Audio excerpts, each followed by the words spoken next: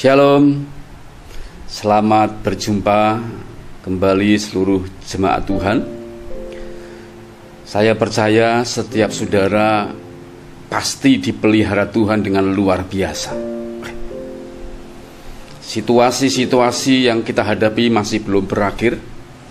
Bahkan berita, kabar, bacaan, segala info-info yang mampir di medsos kita, itu semua bisa memicu rasa takut, rasa khawatir yang berlebihan. Namun kita percaya bahwa Tuhan kita adalah Tuhan yang sangat peduli, sangat mengerti, dan tidak pernah membiarkan kita bergumul sendirian. Sesuai dengan janjinya, Tuhan kita adalah Sang Immanuel, Allah menyertai kita. Karena itu kita harus percaya bahwa Tuhan Yesus selalu hadir di dalam setiap detik waktu hidup kita, setiap langkah kaki kita, setiap apa yang kita kerjakan, setiap apapun yang kita sedang hadapi.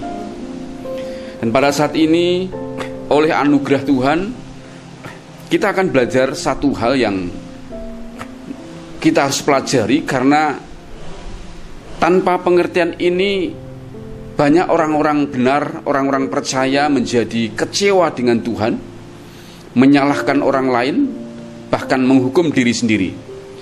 Karena itu mari kita minta anugerah lewat kehadiran Roh Kudus yang sekarang sedang mengurapi kita. Kebenaran-kebenaran ini akan memerdekakan kita dan kita bisa menjalani setiap fase, bagian dalam hidup kita dengan kekuatan dan kemenangan dari Tuhan. Dan tema kita pada saat ini adalah kemalangan orang benar. Di dalam Mazmur pasal ke-34 ayat ke-20, firman Tuhan berkata demikian: kemalangan orang benar banyak, tetapi Tuhan melepaskan dia dari semuanya itu. Sekali lagi, kemalangan orang benar banyak, tetapi Tuhan melepaskan dia dari semuanya itu. Ini adalah sebuah pengalaman yang ditulis oleh seorang yang namanya Daud. Dia tidak hanya sekedar menulis, namun ini merupakan bagian-bagian kehidupan, kesaksian dari dia, ya, yang ditulis di dalam beberapa bagian di Alkitab, terutama di 1 Samuel pasal 21, di mana dia adalah pribadi yang sebagai manusia tidak bisa tidur dengan nyenyak, ya, dikejar oleh musuh dari satu tempat ke tempat lainnya terus menerus. Bahkan di akhir dalam sebuah pasal itu mengatakan bahwa orang-orang ditinggal oleh dia dan pasukannya itu semua dirampas, dibawa oleh musuh. Bahkan istri, anak laki-laki, anak perempuan semua dibawa oleh musuh, sehingga orang-orang Daud yang ada di situ mereka semuanya menjadi marah. Bahkan Alkitab mencatat mereka akan melempari Daud dengan batu. Daud juga ikut menangis meraung-raung, dan dia menguatkan hatinya dalam situasi itu. Namun sekali lagi firman ini berkata, Tuhan melepaskan dia dari semuanya itu. Nah saudara, ayat ini tidak ingin menyudutkan orang Kristen atau orang benar atau orang percaya, bahwa menjadi Kristen atau menjadi orang benar itu banyak malangnya. Sekalipun kalau dibaca ayat ini mengesankan bahwa jadi orang benar atau orang Kristen itu begitu banyak kemalangan yang dialami, ya. Nah, kemalangan diterjemahkan dari bahasa aslinya oleh King James dengan bahasa affliction. Ya, affliction itu artinya sebuah kesusahan atau malapetaka atau bencana. Ya. Kemalangan atau kesusahan orang benar itu banyak, itu sesuai dengan konsep pengajaran salib di dalam kekristenan. Seperti dalam Filipi pasal 1 ayat 29 berbunyi demikian: sebab kepada kamu dikaruniakan bukan saja untuk percaya, kepada Kristus, melainkan juga untuk menderita untuk Dia, Yesus. Ya. Dari sini kita bisa melihat bahwa orang benar atau orang percaya itu mendapat dua karunia di dalam satu paket sekaligus yang tidak bisa dipisahkan, ya, yaitu satu, percaya kepada Kristus yang melahirkan keselamatan atau membuat kita diselamatkan, itu di dalam Efesus pasal yang kedua ayat 8 sampai 9, ya, yang berkata demikian. Sebab karena kasih karunia kamu diselamatkan oleh iman, itu bukan hasil usahamu tetapi pemberian Allah. Itu bukan hasil pekerjaanmu, jangan ada orang yang memegahkan diri. Jadi di satu pihak kita diberi anugerah, kita diselamatkan, ya, itu bukan karena hasil usaha kita, bukan karena karya kita, bukan karena inisiatif usaha kita. Itu pemberian Allah, anugerah, kasih karunia, cuma-cuma dari Allah. Itu karunia yang pertama. Yang kedua, dikatakan melainkan juga dikaruniakan untuk menderita untuk Dia, untuk Yesus. Dalam Ibrani pasal 2, ya, artinya kita ini menderita untuk Kristus dan pikul salib ajarannya, ya. Firman Tuhan berkata bahwa marilah kita melakukan dengan mata yang tertuju kepada Yesus yang memimpin kita ke dalam iman, yang membawa iman kita itu kepada kesempurnaan, yang dengan mengabaikan kehinaan tekun memikul salib, ganti sukacita yang disediakan bagi Dia yang sekarang duduk di sebelah kanan tahta Allah, ya. Jadi Tuhan ingin agar kita juga selain diselamatkan, kita juga mendapat anugerah menderita bagi Yesus. Tuhan mengatakan kita harus tekun memikul salib, ya, tekun, ya, rela, bersedia untuk mengalami penderitaan demi kepengiringan kita kepada Yesus Kristus, ya.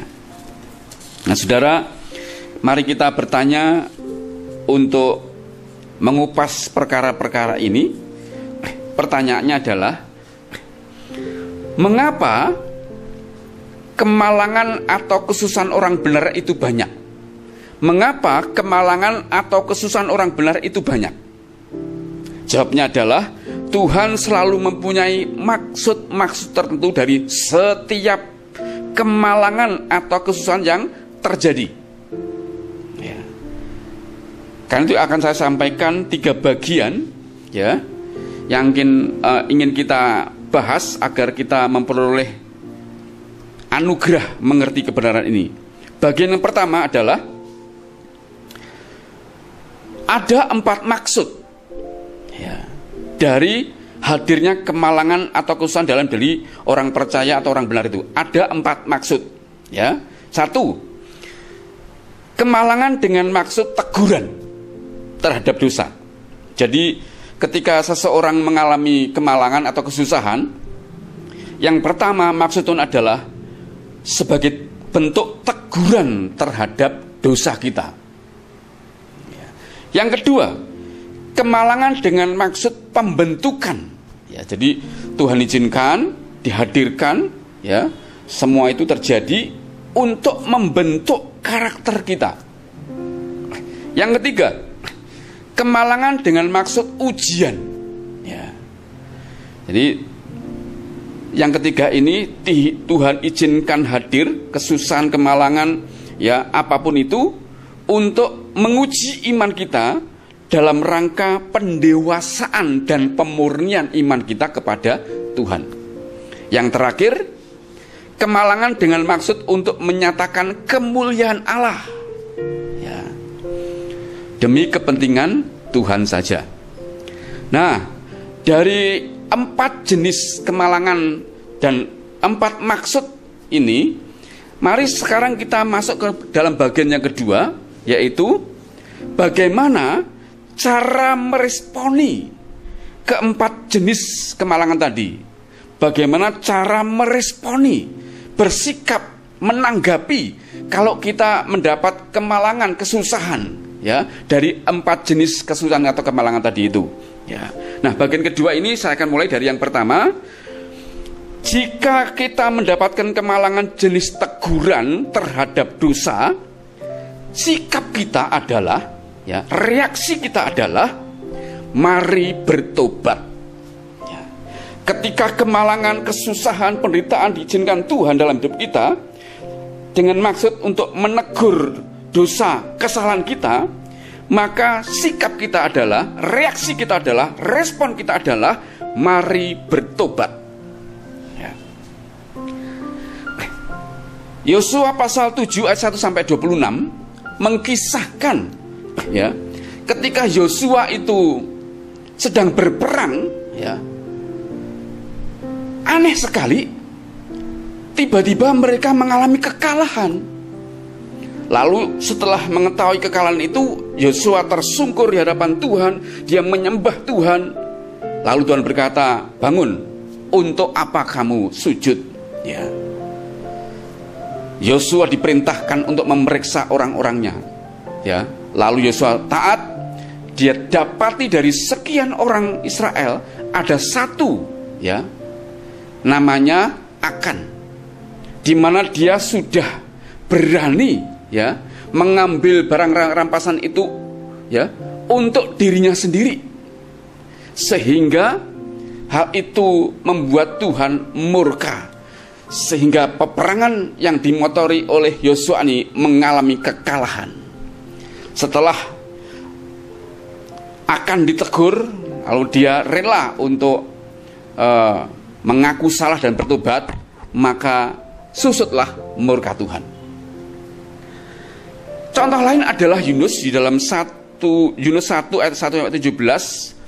Ketika dia ditugaskan untuk menyampaikan pesan Tuhan kepada Niniwe, dia tidak taat, ya, dia malah melarikan diri ke Tarsis.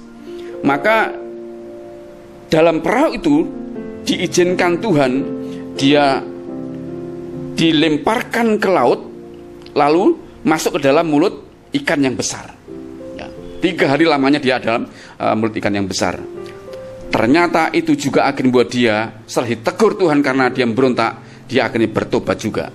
Jadi respon kita itu sungguh-sungguh menentukan di dalam situasi ini.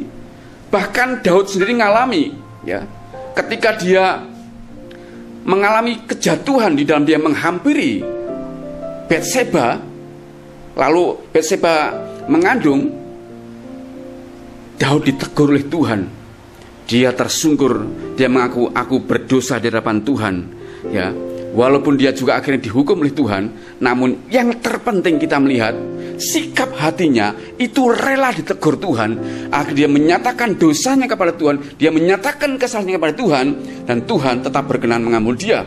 Bahkan dikatakan, ya, dalam Kisah Rasul dikatakan Daud itu merupakan orang yang dikenang Tuhan di zamannya Daud. Satu kesaksian, saudara, dalam kehidupan sehari-hari.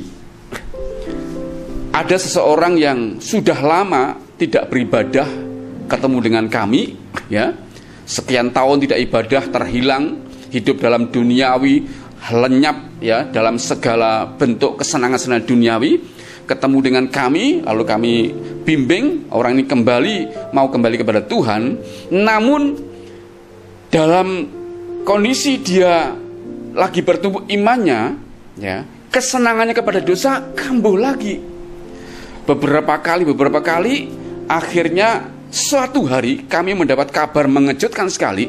Waktu dia membawa mobil, tiba-tiba dari sebelah kanan itu ada mobil kencang, dia ditabraklah pas posisi pintu sebelah kanan dia membawa mobil itu pintu benar-benar peyok, ya, itu masuk ke dalam. Dan yang unik, dia hanya luka ringan. Padahal kalau lihat bentuk dari mobil yang seperti itu, harusnya dia luka parah, tapi hanya dia luka ringan. Lalu dia mengutarakan kesaksian itu, dan dia merasa ditegur oleh Tuhan karena kesalahannya.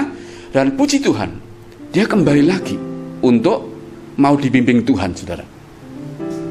Jadi yang pertama, saudara, seringkali dalam hidup kita ini Tuhan izinkan sesuatu yang buat kita harus dikembalikan ke jalan Tuhan. Karena apa? Tuhan dapati jalan kita ini seringkali cerong, tidak nurut sama Tuhan, sehingga Tuhan rindu anak-anaknya itu tidak serong. Karena dia ingin agar setiap anak sudah mengenal dia itu hidup di dalam kebenaran, sehingga ujung dari kebenaran itu membuat dia sampai di tempat tujuan, garis finish dengan baik.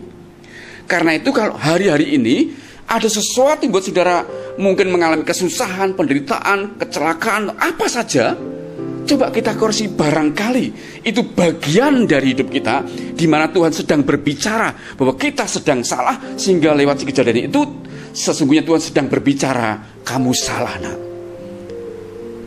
Dan oleh anugerah Tuhan kita harus sadar, kita sedang tegur Tuhan untuk dibawa kembali ke dalam jalan yang benar. Yang pertama, kalau jenis teguran terhadap dosa, sikap kita adalah mari bertobat, saudara.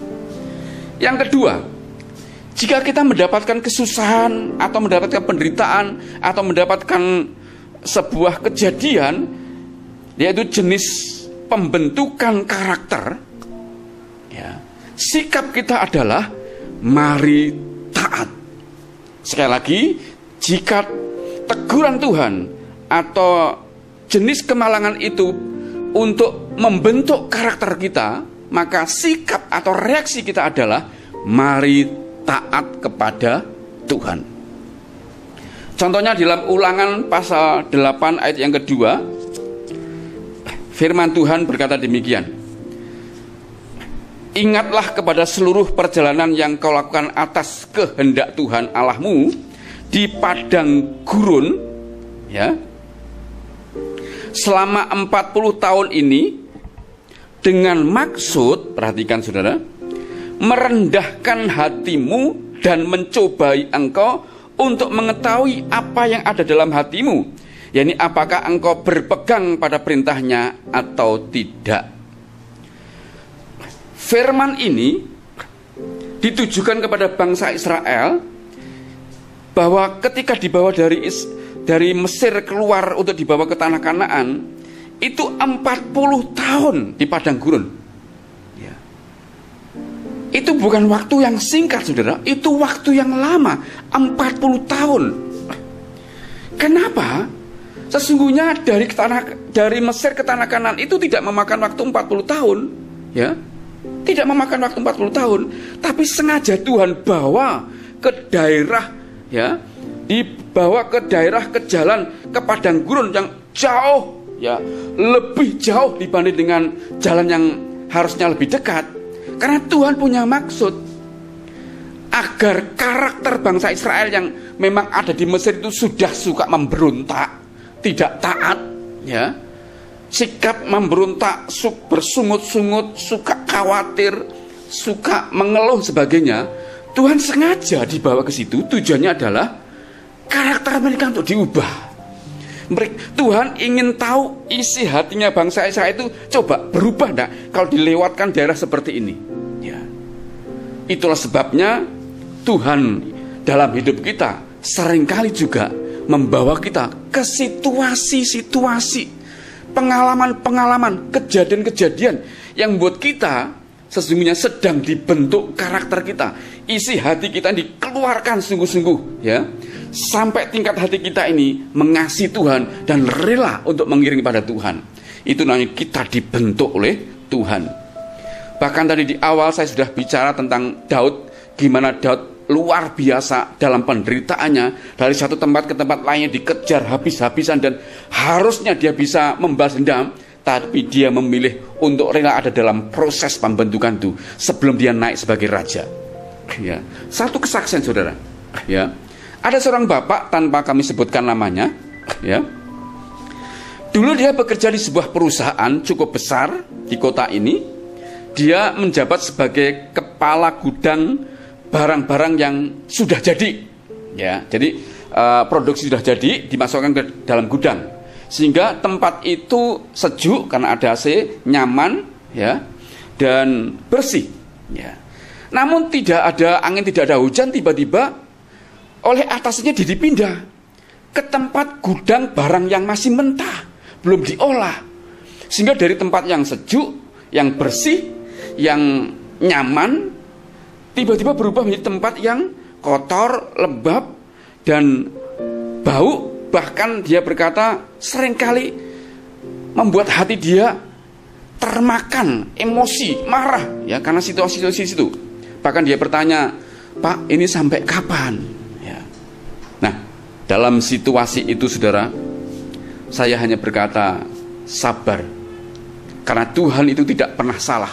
Walaupun menurut ukuran kita, situasi itu membuat kita merasa bertanya sama Tuhan, "Tuhan, tadi kan tempatnya enak, bersih, nyaman.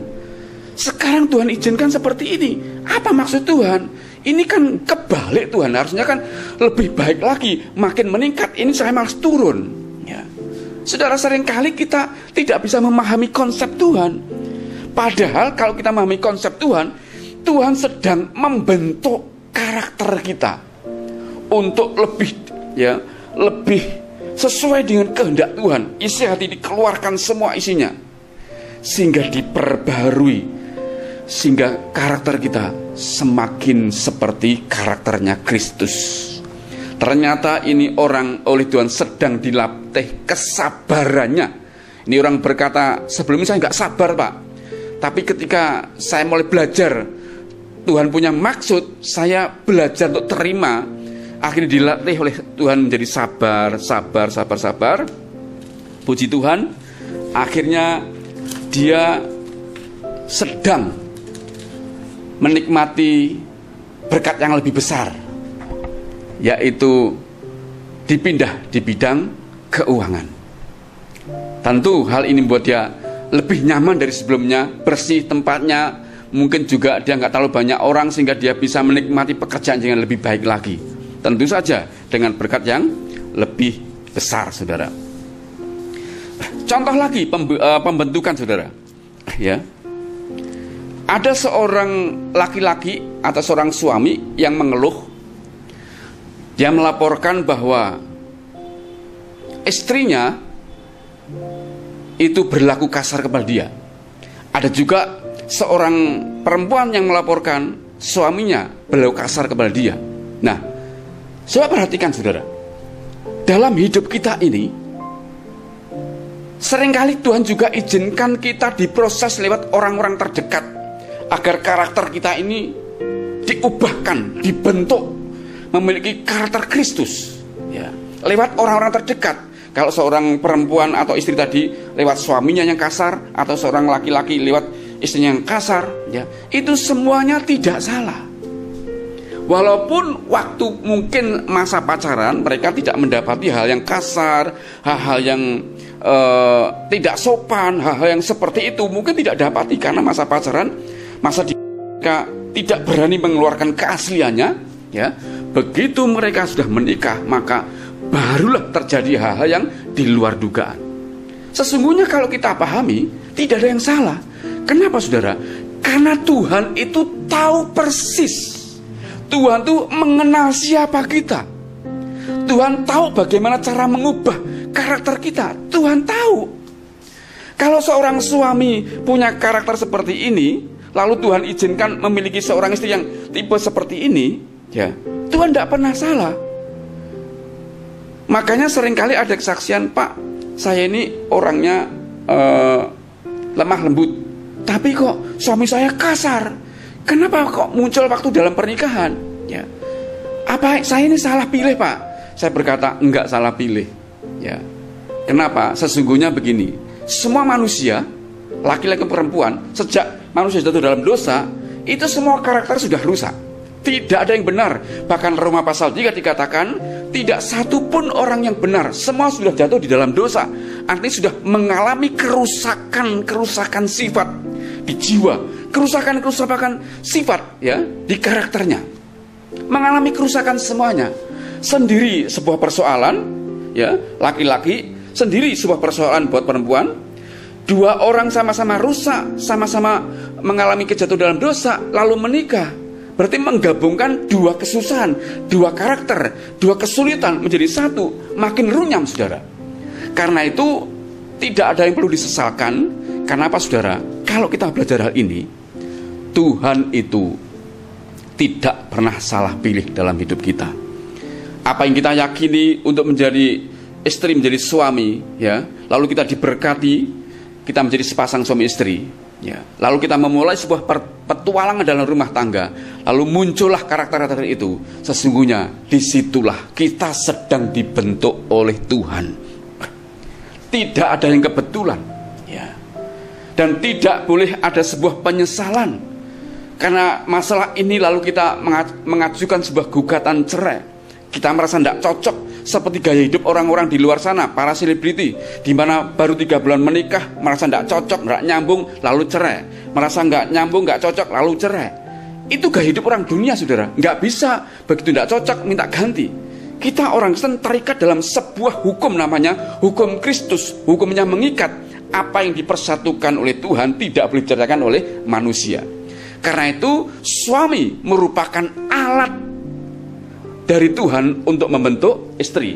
Istri merupakan alat dari Tuhan untuk membentuk suami. Karena itu dari hal ini mari kita tidak salah sangka kepada Tuhan dan tidak membenci pasangan masing-masing. Kenapa saudara? Karena Tuhan memang sedang membentuk saya dan saudara lewat keluarga kita masing-masing. Tidak ada keluarga yang sempurna, tidak ada keluarga yang hebat, tidak ada keluarga yang sungguh-sungguh sudah luar biasa. Yang ada adalah keluarga-keluarga yang mau rendah hati, dua-duanya mau dibentuk oleh Tuhan lewat pasangan masing-masing. Kerendahan hati inilah melahirkan sifat-sifat Kristus dalam rumah tangga kita masing-masing. Jadi ada orang dibentuk oleh karena pasangannya. Bahkan juga ada karyawan-karyawan, orang-orang yang bekerja pada orang lain, punya atasan, punya bos, punya pimpinan, di mana ditempatkan pada seorang yang pimpinannya kasar, bosnya otoriter, ya, kemudian killer, galak, sebagainya. Itu semua tidak ada yang salah, saudara. Tidak ada yang kebetulan. Tuhan izinkan lewat strata itu, struktur itu, di mana kita ada di bawah seseorang. Tuhan ingin bentuk diri kita juga lewat karakter pemimpin kita. Banyak orang-orang tidak bisa dipimpin, saudara. Banyak orang-orang sukanya memberontak. Banyak bawahan-bawahan sukanya tidak taat pada atasan, tidak taat pada pimpinan, tidak taat pada bos, ya. Lihat saudara, orang-orang yang tidak mau dibentuk Tuhan dengan cara tunduk pada otoritas, biasanya kemanapun dia melangkah, dia akan tetap menjadi pemberontak. Dan kemanapun dia melangkah, tetap tidak akan bisa berhasil mengalami peningkatan-peningkatan hidup untuk diangkat Tuhan. Kenapa? Kan tidak mau dibentuk lewat pimpinan yang ada. Karena itu kerendahan hati kita ketika kita ada dalam sebuah, di bawah otoritas seseorang. Kerendahan hati ini sangat diperlukan. Tujuannya apa? Agar kita dibentuk, ya, memiliki hati hamba seperti Kristus berhati hamba. Kita rela direndahkan, rela untuk menerima cacian, makian, perlakuan kasar. Kalau kita itu dengan rendah hati, seperti kita merendahkan hati, saudara, orang yang seperti inilah mudah diangkat oleh Tuhan untuk menerima kepercayaan demi kepercayaan, karena dia bisa melewati masa-masa pembentukan yang luar biasa, ya. Yang ketiga, jadi yang pertama tadi jenis teguran terhadap dosa, sikap kita adalah mari bertobat. Kalau jenisnya pembentukan karakter, sikap kita adalah mari taat. Yang ketiga, jika jenis ujian, ya, di mana kita dimurnikan untuk didewasakan, sikap kita apa, saudara? Sikap kita yang ketiga adalah mari bertekun. Jika itu merupakan sebuah ujian untuk memurnikan kita, untuk mendewasakan kita, maka sikap kita adalah mari bertekun. Mazmur 66, saudara. Ayat 10 dan 11 sampai 12 berkata demikian. Sebab Engkau telah menguji kami, ya Allah, telah memurnikan kami seperti orang memurnikan perak. Engkau telah membawa kami ke dalam jaring, mengenakan beban kepada pinggang kami. Engkau telah membiarkan orang-orang melintasi kepala kami. Kami telah menempuh api dan air, tetapi Engkau telah mengeluarkan kami sehingga bebas, kami bebas. Nah, Jika memang ini jenisnya adalah ujian untuk memurnikan, mendewasakan iman kita, sikap kita adalah mari kita bertekun. Ya. Sikap ini menjadi penentu. Mungkin kita sudah merasa benar, selama ini kita di track yang sudah merasa lurus, sudah benar. Tapi Alkitab memberikan bukti ya, bahwa Ayub itu orang yang benar. Dikatakan Ayub adalah orang yang saleh. Nggak ada yang salah, saudara. Karena kesalehan hanyalah membuat jealous iblis. Iblis selalu menghadap Tuhan, lalu ngomong begini, iya wong Tuhan berkati, coba diambil semuanya daripada dia. Tuhan berkata, oke, ambillah, tapi jangan ambil nyawanya. Lalu iblis mengambil semua yang dimiliki oleh Ayub, semua dihabiskan dalam waktu 1 hari. Ya, hartanya, anaknya, semua habis. Padahal posisinya sebagai orang benar nih, saudara. Ya. Tapi Ayub berkata, Tuhan yang memberi, Tuhan yang mengambil, terpujilah nama Tuhan. Belum cukup, iblis masih protes lagi. Dia berkata kepada Tuhan, Tuhan, iya, dia masih sehat, coba Tuhan, jadi kasih penyakit. Oke, silakan, tapi jangan ambil nyawanya, istilahnya gitu. Iblis bekerja, maka tiba-tiba Ayub mendapat sakit kulit ya. Itu sampai saking dia tidak tahan, dia garuk-garuk dengan benda tajam seperti beling, seperti petan kaca, saudara. Sampai tingkat seperti itu, bahkan seluruh teman-teman dekat dia itu menghujat, menuduh dia sebagai orang yang berdosa. Ini perhatikan, saudara. Ini tingkat di mana ujian iman. Kita posisinya benar, kita tidak melakukan kesalahan, kita tidak sedang dibentuk karakternya, namun iman kita sedang diuji Tuhan. Seberapa jauh kita ini sungguh-sungguh percaya kepada Tuhan, sungguh-sungguh mengasihi Tuhan. Ayub adalah salah satu contoh yang luar biasa. Ini orang saleh, ini orang benar, tidak bercacat, semua diambil daripadanya, termasuk kesehatan dia diambil. Tapi lihat, Ayub orang yang tetap tidak mau menghujat Tuhan, tetap tidak mau menyalahkan Tuhan. Justru lewat hal itu dia merasa ketemu Tuhan lebih intim lagi. Sampai di pasal 40 dia berkata, wow, saya pikir kata orang Tuhan itu begini begitu ya, sesuai Alkitab Tuhan begini begitu. Tapi sekarang mataku sendiri melihat betapa Tuhan itu adalah Tuhan yang hidup, yang baik, yang luar biasa. Dia artinya bisa mengalami hubungan yang langsung dengan pribadi Tuhan. Sepertinya dia baru sadar ya. Itu artinya apa, saudara? Ayub menjadi orang yang sungguh-sungguh rela dimurnikan dan didewasakan. Dia menjadi teladan yang luar biasa buat kita, saudara. Saya punya kesaksian dalam suasana COVID-19 ini. Ada seorang rekan hamba Tuhan, tiba-tiba dia dituduh atau divonis sebagai orang yang terpapar virus corona ya. Lalu dia diisolasi di gedung tempat ibadah dia ya. Dia diisolasi sana. Kemudian setelah selesai, tidak cukup ya. Lalu dia diambil, dikarantina lagi di sebuah tempat yang lain, di sebuah rumah sakit. Dan dia bercerita bahwa dia merasa baik-baik saja, tidak ada keluhan, tanda-tanda corona juga tidak ada. Dia merasa sehat, dia merasa bugar, dan sama sekali tidak ada merasakan apapun yang namanya gejala-gejala atau tanda-tanda virus corona. Sama sekali dia sehat walafiat. Tapi yang menjadi persoalan adalah waktu dia mengalami kesendirian di karantina seperti itu, dia merasa terjadi sebuah pertempuran iman yang luar biasa. Merasa kesepian, merasa sendirian. Itu merupakan ujian iman bagi dia. Dia merasa, awalnya dia merasa tergoncang. Kok begini Tuhan? Namun luar biasa, dia lewati itu dengan mulai banyak mendekatkan diri pada Tuhan, mulai diskusi, mulai terus makin intim dengan Tuhan. Dia ingin merasakan Tuhan maunya apa sih ya. Luar biasa, saudara. Oleh anugerah Tuhan dia bisa melewati hari demi hari, di mana dia sendirian, terkucilkan, tidak ada orang yang menemani.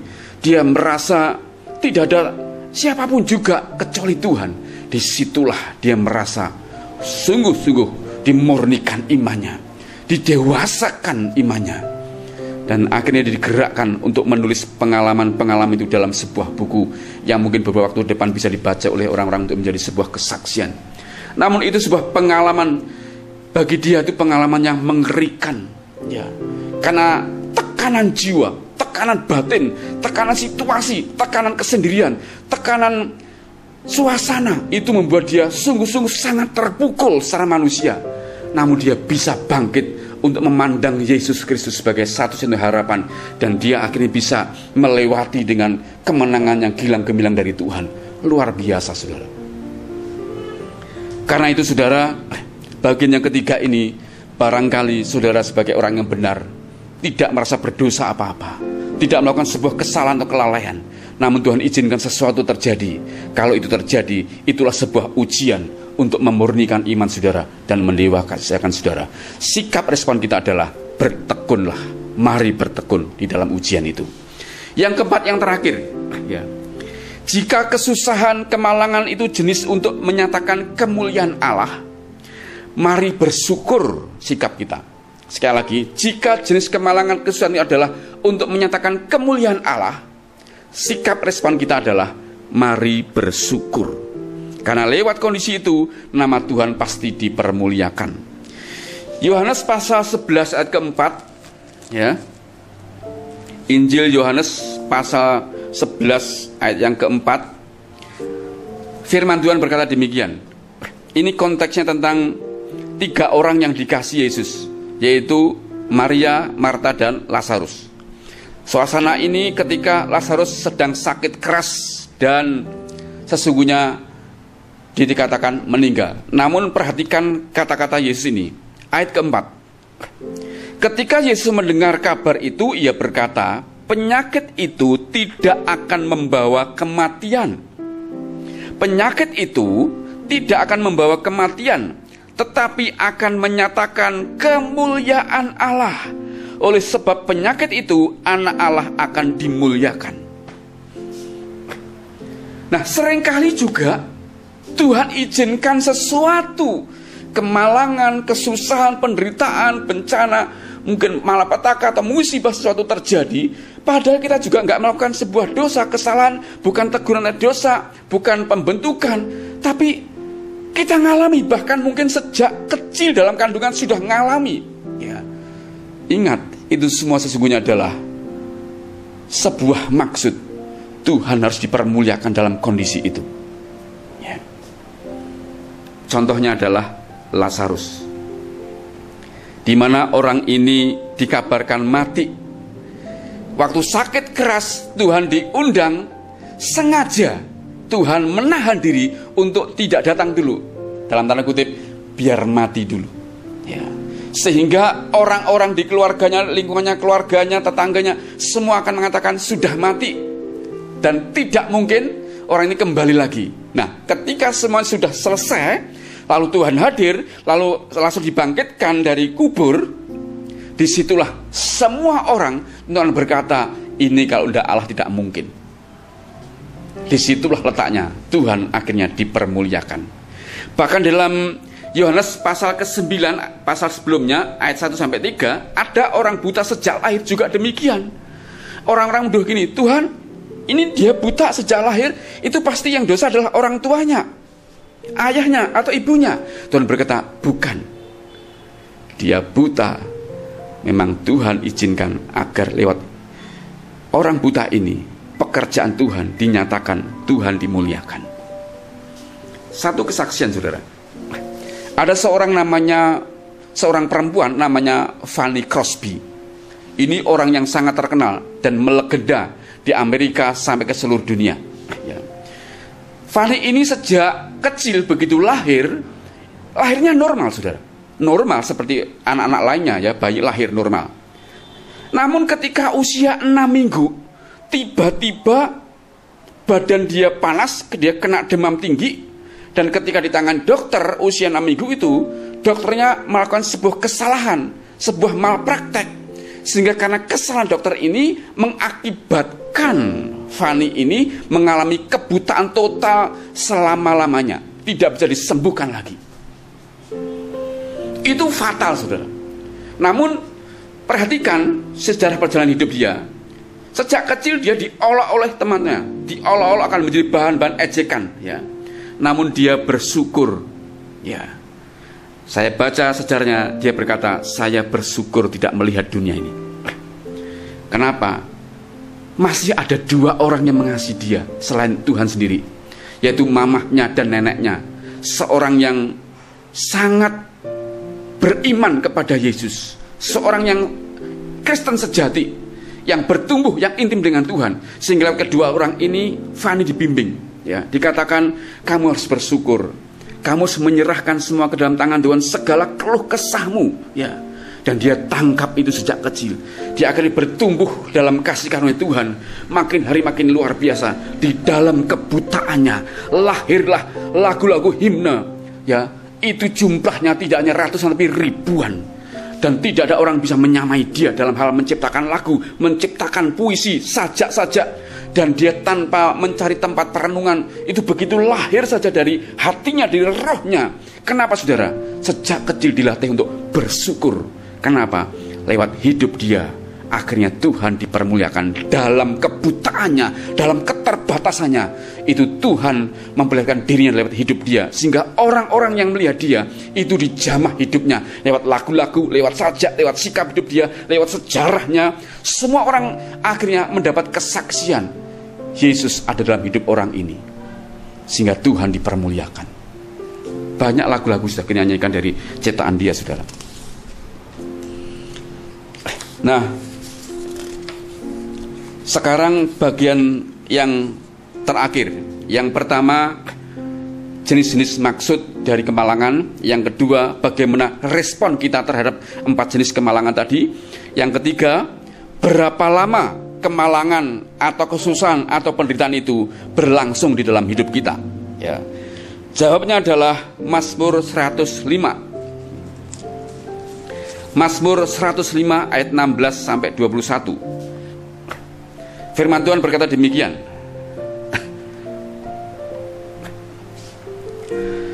Ketika Tuhan mendatangkan kelaparan ke atas negeri itu dan menghancurkan seluruh persediaan makanan, diutusnyalah seorang mendahului mereka, Yusuf yang dijual menjadi budak. Mereka mengimpit kakinya dengan belenggu, lehernya masuk ke dalam besi, sampai, perhatikan ayat 19, sampai saat firman-Nya sudah genap. Ini perhatikan, sampai saat firman-Nya sudah genap dan janji Tuhan membenarkannya, ya. Raja menyuruh melepaskannya, penguasa bangsa-bangsa membebaskannya. Dijadikannya Yusuf tuan atas istananya dan kuasa atas segala harta kepunyaannya, ya. Jadi bagian ketiga ini, berapa lama kemalangan itu akan berlangsung? Jawabnya adalah sampai maksud Tuhan digenapi atau tercapai, sampai maksud firman Tuhan digenapi. Diambil dari kisah ini kita melihat, ya, kemalangan yang dialami oleh Yusuf, di mana di keluarganya dia dibenci oleh seluruh keluarganya, kakak-kakaknya, ya, atau keluarganya dia dibenci, ya, dibenci, saudara, oleh kakak-kakaknya. Karena saking bencinya, kakak-kakaknya ini selain juga benci karena iri hati, karena Yusuf dilakukan istimewa oleh ayahnya, Yusuf akhirnya rame-rame dimasukkan ke dalam sumur, ya. Di sumur dia menderita karena tidak bisa kemana-mana. Masih bersyukur, beruntung dia diambil lagi oleh saudara-saudaranya, lalu dijual menjadi budak ke Mesir, ya. Lalu dimasukkan sebagai budak di rumah Potifar. Di sana dia difitnah. Kemalangan itu belum selesai, dimasukkan dalam penjara, ya. Di penjara dia mengalami penjara yang gelap, ya. Artinya dia lebih menderita lagi. Namun Tuhan sertai sehingga dia menjadi kepala penjara untuk melakukan pekerjaan-pekerjaan di penjara, ya.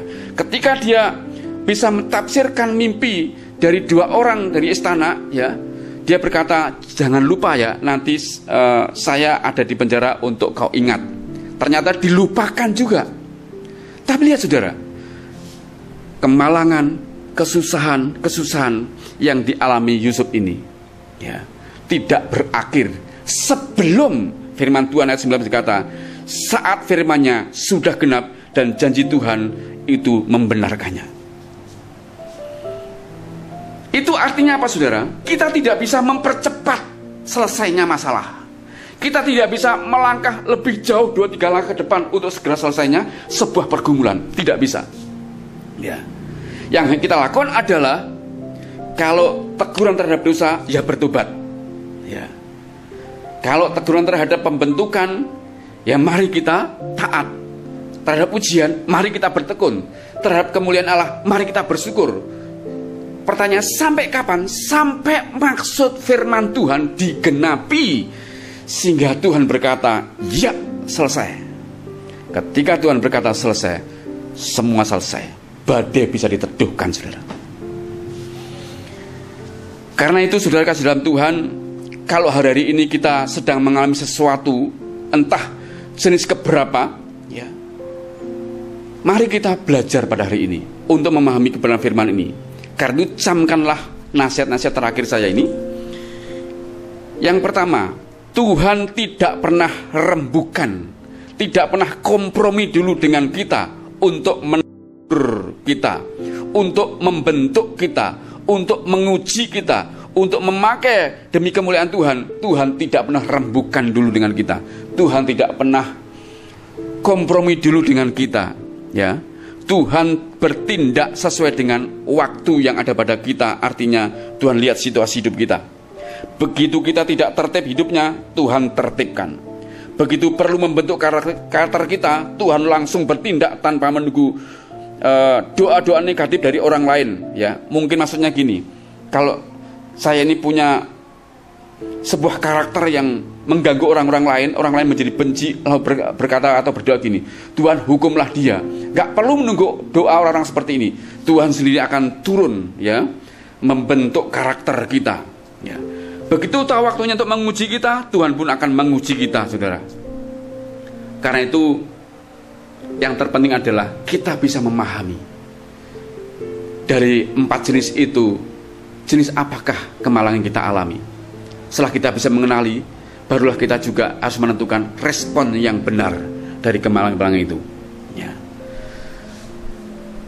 Maka bagian terakhir untuk direnungkan adalah, adakah kemalangan atau kesusahan tertentu dalam hidup saya dan saudara sekarang ini? Adakah kemalangan atau kesusahan tertentu? Yang kedua, masuk kategori yang mana dari apa yang saya dan saudara alami, kesusahan atau penderitaan itu? Masa kategori yang pertama, teguran terhadap dosa, atau pembentukan karakter, atau ujian, atau untuk kemuliaan Tuhan? Masuk yang mana? Ya. Kemudian yang terakhir, mari mulai belajar meresponi dengan benar, ya, semua apa yang terjadi itu, sehingga kita tidak menyalahkan Tuhan, tidak menyalahkan orang lain, bahkan tidak menghukum diri sendiri. Hari ini ada orang-orang yang mengalami situasi-situasi buruk. Saya percaya sesungguhnya Tuhan sedang berbicara kepada kita semuanya. Apakah dia ditegur Tuhan? Apakah dia didewasakan? Apakah dia dimurnikan? Semua kita bisa sekarang belajar di hal ini. Manakah yang ada dalam hidup kita? Yang terpenting adalah bagaimana respon kita ketika kita mengalami kemalangan itu. Respon yang benar melahirkan kebenaran. Respon yang tepat melahirkan jawaban. Respon yang tepat melahirkan kemenangan. Oleh anugerah Tuhan, saya berdoa pada saudara semuanya, jemaat-jemaat Tuhan, ya, hari-hari ini tidak mudah untuk dihadapi. Situasi-situasi ini sungguh-sungguh tidak mudah untuk dipahami. Namun dengan terus-menerus kita belajar kebenaran firman Tuhan dalam bimbingan Roh Kudus yang ada dalam hidup kita, saya punya iman bahwa kita bisa memahami setiap kejadian, peristiwa, kesalahan, kesusahan, penderitaan, kesulitan hidup, apapun itu, dengan cara pandang yang benar dan respon yang benar. Dan kita akan menjadi orang-orang yang sungguh lebih baik, lebih rohani, lebih berkenan hidup kita kepada Tuhan sebagai Tuhan dan Raja kita satu-satunya, yaitu Yesus Kristus. Amin untuk firman Tuhan. Kiranya saudara semuanya mendapat berkat dan diberkati oleh Tuhan. Mari kita berdoa bersama-sama. Oleh anugerah-Mu, situasi sulit ini kami bersyukur Tuhan sedang menunjukkan jenis-jenis kesusahan atau kemalangan. Juga Tuhan mengajari kami cara merespon setiap kesusahan atau kemalangan itu dengan cara yang benar. Karena itu Tuhan, kami menyerahkan setiap umat-Mu yang hari ini mungkin mengalami kemalangan, mengalami kesusahan, mengalami penderitaan. Mari terangi dengan kebenaran ini, sehingga mereka tidak menyalahkan Tuhan, tidak menyalahkan orang lain, juga tidak menghukum diri sendiri. Namun dengan memahami kebenaran firman Tuhan saat ini, setiap anak-anak-Mu belajar untuk meresponi setiap masalah yang ada dengan cara yang benar. Sehingga justru anak-anak-Mu ketika mereka ada di kategori ditegur karena sebuah dosa, mereka akan bertobat dan kembali ke jalan yang benar. Ketika mereka dibentuk oleh situasi yang sulit itu, mereka akan meresponi dengan cara taat. Dan ketika mereka diuji oleh Tuhan, sekalipun tidak melakukan sebuah kesalahan, mereka akan menjadi pribadi yang sungguh-sungguh bertekun di dalam kebenaran.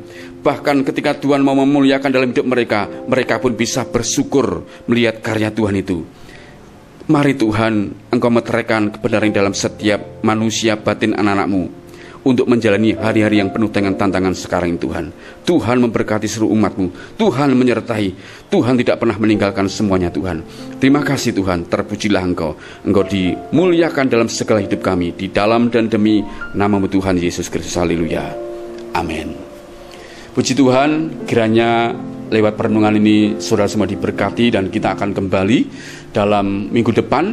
Kiranya saudara, saya ingatkan bahwa minggu depan, di minggu terakhir, kita akan berjumpa dalam satu ibadah spesial, di mana kita akan mengalami terobosan-terobosan rohani lewat sebuah ibadah yang lain, yaitu worship to freedom, penyembahan yang memerdekakan hidup kita.